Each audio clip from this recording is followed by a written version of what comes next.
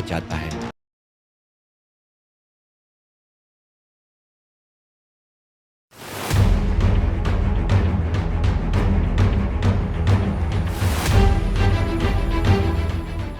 नमस्ते दोस्तों। इस दुनिया में एक ऐसी सच्चाई है जिससे हम सब भागते हैं, जिसे हम हमेशा अनदेखा करने की कोशिश करते हैं, उसका नाम लेने से भी डरते हैं, और वो सच्चाई है मृत्यु, द एंड। जब भी हमारे घर के आसपास से कोई शव यात्रा गुजरती है तो हमारे कानों में एक ही आवाज़ गूंजती है, राम नाम सत्य है। हम सब ने वह मंजर देखा है जहाँ एक सफ़ेद कफन में लिपटे हुए शरीर को चार लोग अपने कंधों पर उठाकर ले जा रहे होते हैं। लेकिन क्या आपने कभी उस सफ़ेद कफन के नीचे छिपी उस खौफनाक हकीकत को गौर से देखा है? अगर आप थोड़ा ध्यान देंगे तो पाएंगे कि मरने के बाद इंसान के शरीर को सिर्फ कपड़े से ढका नहीं जाता, बल्कि उसे रस्सियों से बहुत कसकर बांधा जाता है। उसे बांस की अर्थी के साथ जकड़ दिया जाता है, और सबसे अजीब बात तो यह है कि उस मृत व्यक्ति के पैरों के दोनों अंगूठों को एक दूसरे से बहुत ही कसकर बांध दिया जाता है।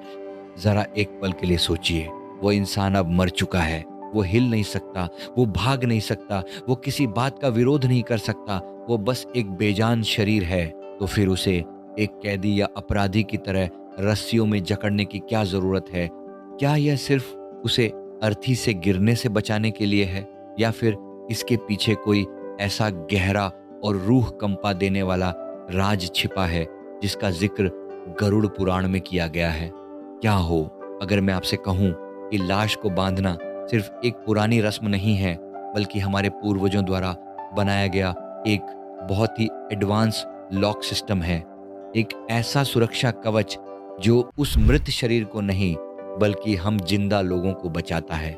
गरुड़ पुराण के अनुसार मृत्यु कोई एक झटके में होने वाली घटना नहीं है, यह एक लंबी प्रक्रिया है। जब प्राण शरीर छोड़ते हैं तो शरीर उसी वक्त निर्जीव हो जाता है, लेकिन आत्मा को तुरंत ये एहसास ही नहीं होता कि वह मर चुकी है। उसे लगता है कि वह कोई गहरा सपना देख रही है। वह अपने ही परिवार वालों को रोते हुए देखती है और चिल्लाती है, मैं यहाँ खड़ा हूँ, तुम रो क्यों रहे हो? लेकिन उसकी आवाज़ कोई नहीं सुन सकता। यहीं से शुरू होता है असली खतरा। मृत्यु के बाद के कुछ घंटे आत्मा अपने मोह के जाल में सबसे ज्यादा फंसी होती है। उसे लगता है कि अगर वह दोबारा उस लेटे हुए शरीर में घुस जाए तो शायद वह फिर से जिंदा हो सकती है। यही वजह है कि शव को तुरंत बांधा जाता है। पैरों के अंगूठों को बांधने के पीछे योग विज्ञान का एक गहरा कनेक्शन है। हमारे शरीर में 72,000 नाड़ियां होती हैं जिनमें प्राण ऊर्जा बहती है। मरने के बाद भी शरीर में कुछ बची खुची ऊर्जा रह जाती है। अंगूठों को बांधना दरअसल उस ऊर्जा के सर्किट को शॉर्ट करने जैसा है, ताकि आत्मा को वापस उस शरीर में प्रवेश करने का रास्ता न मिल सके। लेकिन खतरा सिर्फ उसी आत्मा के वापस आने का नहीं है। हमारे आसपास हवा में कई ऐसी अदृश्य और नकारात्मक शक्तियां मौजूद हैं जो हमेशा एक खाली शरीर की तलाश में रहती हैं। वीडियो में आगे बढ़ने से पहले मैं आपके साथ एक बहुत ही महत्वपूर्ण और जीवन बदल देने वाली जानकारी साझा करना चाहता हूँ। क्या आप महसूस करते हैं कि आपके घर या ऑफिस में भारीपन रहता है? क्या आपकी मेहनत के बावजूद आपकी तरक्की में बार बार बाधाएं आ रही हैं? सेल्फ अवेकनिंग मिशन आपके लिए लाया है एक विशेष black magic removal negativity clearance class. इस कोर्स में आप सीखेंगे कि कैसे अपने और अपने परिवार के ऊपर से हर तरह की नेगेटिव एनर्जी को जड़ से खत्म करें। घर या वर्क प्लेस, ऑफिस के वास्तु दोष और नकारात्मक प्रभाव को दूर कर वहां सुख समृद्धि लाएं। रुके हुए कामों को गति दें और जीवन में आ रही अनचाही रुकावटों का समाधान पाएं। मानसिक तनाव, डर और अज्ञात बाधाओं से मुक्ति पाकर इनर पीस प्राप्त करें। यह सिर्फ एक क्लास नहीं, बल्कि खुद को और अपनों को सुरक्षित रखने का एक शक्तिशाली माध्यम है। खुद को बदलने के साथ साथ दूसरों के जीवन में रोशनी लाने का यह एक सुनहरा अवसर है। सीटें सीमित हैं। इस क्लास से लाभ उठाने और अपना रजिस्ट्रेशन सुनिश्चित करने के लिए अभी स्क्रीन पर दिए गए नंबर पर संपर्क करें। चलिए अपनी बात पर वापस लौटते हैं। जैसे एक खाली पड़े मकान में कोई भी आवारा व्यक्ति या चोर घुसकर कब्जा कर सकता है, ठीक वैसे ही एक मृत शरीर पर कोई भी बुरी शक्ति कब्जा कर सकती है। शव को रस्सियों से बांधना उसे इन शक्तियों से सील करने का एक तांत्रिक तरीका है।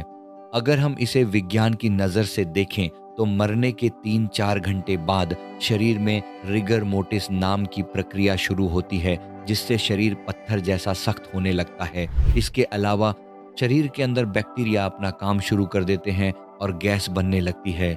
कभी कभी इन गैसों के दबाव के कारण मृत शरीर में अचानक हरकत हो सकती है, जैसे हाथ का उठ जाना या मुंह खुल जाना। अगर शव बंधा नहीं है और शव यात्रा के बीच मुर्दे का हाथ अचानक हवा में उठ जाए तो सोचिए लोगों का क्या हाल होगा। भगदड़ मच जाएगी। रस्सियां शरीर को काबू में रखती हैं ताकि लोग डरे नहीं। जब शव यात्रा श्मशान घाट पहुंच जाती है तब एक बहुत ही महत्वपूर्ण काम किया जाता है। जिन रस्सियों से शरीर को जकड़ कर रखा गया था उन्हें अब काट दिया जाता है। शरीर को पूरी तरह आजाद कर दिया जाता है, क्योंकि गरुड़ पुराण कहता है कि अग्नि संस्कार के समय जीव पर कोई बंधन नहीं होना चाहिए, वरना आत्मा को परलोक में भी हमेशा एक बंधन महसूस होगा। रस्सियों का काम सिर्फ शव को सुरक्षित श्मशान तक पहुंचाना था।